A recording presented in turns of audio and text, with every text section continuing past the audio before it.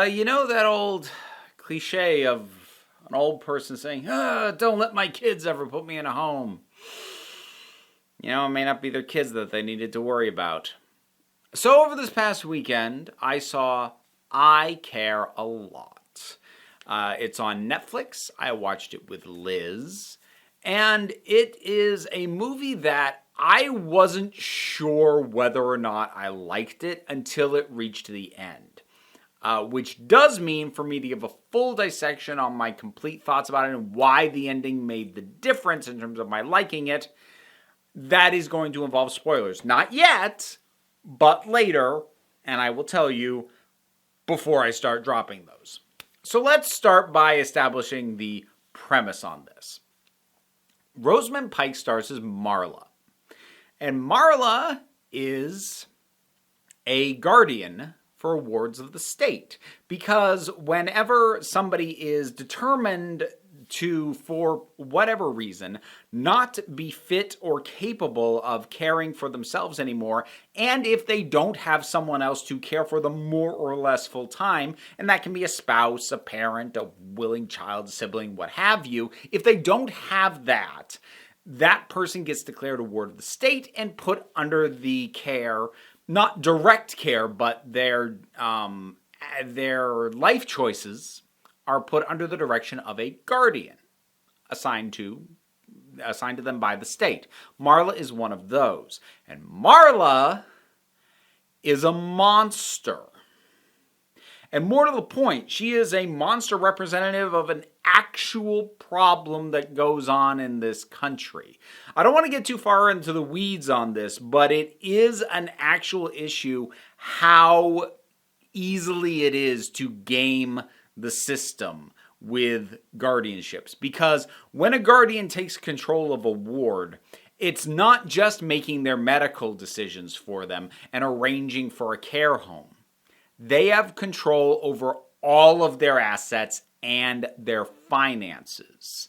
That is how they get paid. They take their payment, their expected rate for doing the job, out of the ward's assets. And they can, and frequently will, sell people's homes, sell their cars, their belongings, cash out stocks to pay to put them in a home. And the other part of this is it is disturbingly easy to get someone declared incapable of caring themselves and assigned to a guardian, and frighteningly difficult to undo that once it's happened. All of these are real-life problems. And Marla is a slight exaggeration insofar as she has things that ideally most guardians don't have at their disposal, such as a rather unscrupulous doctor willing to make recommendations to a overly sympathetic towards Marla judge who will be very quick to sign away a ward's rights into her care. And note, at those hearings, and this is represented in this film, the person whose life is being determined does not have to be notified of the court hearing and does not have to be there. All of this, the declaration of them to be unable to care for themselves and the assigning of a guardian and the giving up of their ability to make their own decisions about their life can all happen without any forewarning or notice. Someone can just show up at their door and say, "Hi, I'm your guardian now. You need to go with these people to a home." And Marla does that and makes a lot of money doing it. And she is awful. And Rosamund Pike is really good at being awful, which, if you remember Gone Girl, you know that already. She's really, really good for this kind of role.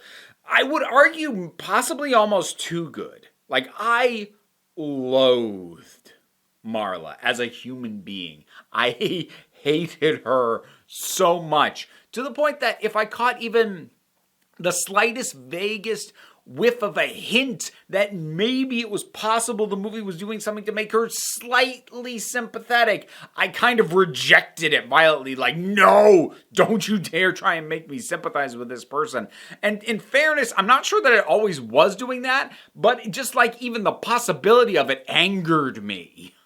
So it's arguable, at least for me and my perspective on the film, she might have actually been too good at being monstrous. This uncaring, apathetic, greedy, vicious human being.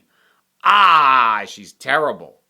And she's also the protagonist of the story, ultimately. I say protagonist, not hero, because she is no hero. But she ends up arranging for, being having someone brought to her attention, and then basically just arranging for a woman played by Diane Wiest to go into a home and, of course, immediately start selling her house, or, going through all of her stuff. Well, it turns out that maybe this was someone she really shouldn't have messed with. Because there are people who care about her, namely Peter Dinklage, who are not kind people, who are dangerous people, willing to do dangerous things to get her back. So that's your basic premise. And as I said, I'm going to have to hit spoilers in order to talk you through my sort of evolution of whether or not I liked this film. Before I do that, I will say, ultimately, I did land on I do like it. I think this is a good movie. It is very well acted. It is a very hard-hitting look at a very real problem, even though ultimately it sort of veers off into a little bit more sort of thriller, cat-and-mousey kind of stuff in the latter half. It does not go light on the issues it is bringing a bit of a spotlight on, ones that are kind of under-addressed in this country. But it is good, and ultimately I did like it. So now I gotta try and start talking spoilers. You've been warned. So Peter Dinklage's character is basically in the mafia, and Diane Wiest is his mother. So there's the first thing is that I worried that, like, are they going to try and make me sympathize with her by emphasizing how much worse he is? Because, yeah, he kills people and we see him do that. Or, threaten to do that and like, arrange for that. But, like, they're people who know who he is. They're people who have some degree of association with him. They're people who know he's dangerous and have done something to cross him or disappoint him or whatever. And that's not to say these people deserve to die. But I'm saying, like, they had some awareness. Marla just sweeps into people's lives and destroys them for money. Total strangers, and doesn't care. Does not care at all. And people who don't know her and never could have seen this coming. And honestly, you're not going to get me to sympathize too much with somebody like that.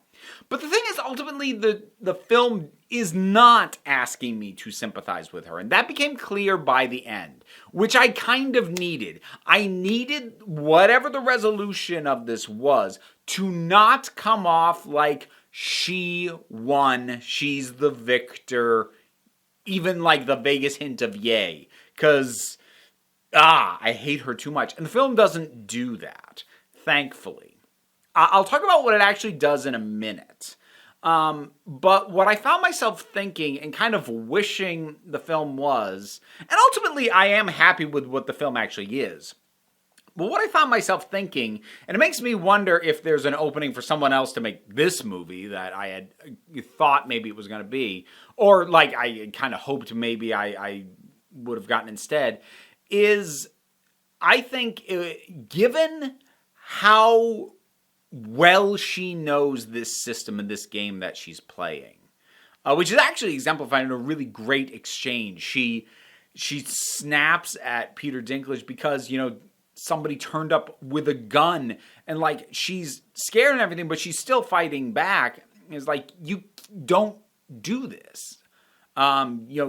These aren't the rules. You want to come for me, you come for me fair. You come to the courts and you get this guardianship revoked. You don't come at me with guns. And the thing is, that was a line that made me hate her all the more, because she knows in a court that she wins, because she has rigged this system, and she is insisting that someone play the rigged game that she knows she can win. So what it made me think is, I was kind of wishing that I was seeing this more from the perspective of maybe not Peter Dinklage and the way his character is depicted specifically, but somebody like that. Somebody who realizes the only shot they might have of getting their loved one back and out of her grip is going to be to not play the game that she knows how to win and has rigged, and to make her the more out-and-out villain of the piece. Again, that's not what the film is, but I did kind of initially find myself kind of wishing that maybe that's what it was. And while I would actually say that the sort of cat and mousey thriller elements, they probably go on a little bit longer than is strictly necessary, especially given that it circles back and ends as strongly as it does. So, ultimately, she ends up making a deal with Peter Dinklage. She beats him in a way, and then, in a way that I found myself sitting there thinking, I can't tell if the movie wants me to think this is triumphant or not. If I get the sense that it wants me to think that, I'm gonna lose my crap. But then he offers her a deal. He says, hey, this whole guardianship thing that you've got going on, this is a great scam. A lot of money to be made here, but you're too small scale. You're in this one city. I want to give you the means and the funding to take this national, to go beyond the guardianship and get divisions into pharmaceutical, actually running these healthcare homes. And she agrees. And we flash forward to an empire that she builds on the back of stealing people's lives, whether they were capable of taking care of themselves or not. Stealing their lives, stealing their possessions, selling them, making all the money, controlling every step of that process.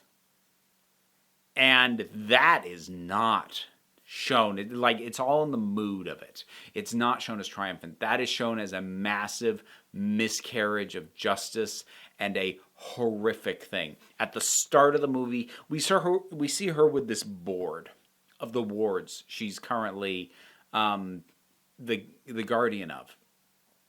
And you see, I don't even know how many people there are, but it's several dozen, maybe 50 or so people that she has control of. You think, oh my God.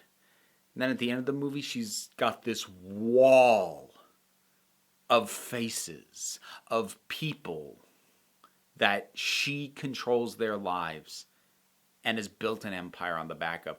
It gives you the scale of how much damage she is doing. And if they'd ended on the shot of her in front of that wall, it would have been perfect.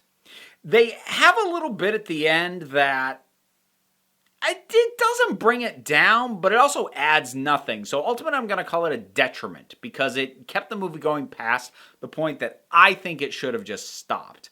Which is, there's a guy from the very start of the movie who is desperately trying to get his mother out of her guardianship, and when he fails in court, he spews a lot of bile at her, a lot of misogynistic bile at that, and at the major spoilers now, seriously, at the very end he comes back and shoots her.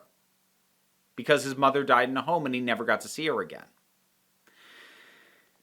And I don't think that adds anything. I think the much stronger finish would have been to end on that wall. But at the same time, that ending doesn't undermine the point at which I think the movie should have ended. It does sort of bring about this notion of the reverberations of the damage that she's doing. So it's not off-brand. It doesn't undercut the ending, but like it just draws things out a little bit more than they needed to be. But Diane Wiest has some great moments. Like there are some times like she is intimidating, which is really great to see from her. And Dinklage is rocking one hell of a beard in this. Dang, man. Props. I couldn't have grown that. Even before I was on hormones, I couldn't have grown that. So, respect. And the whole cast is good. Supporting cast is good. Like I said, if I had my way, there's a few... I would leave the film as is. I wouldn't rebuild it as the other movie that for a little while I thought maybe I would have liked instead. But I would trim some stuff. I'd trim probably 5 to 10 minutes out of the second act with the cat and mouse stuff. And I'd have the movie end at the huge wall of warts. But other than those two nitpicks, this is a really solid piece of work. So, I care a lot. Have you seen it? What did you think about it?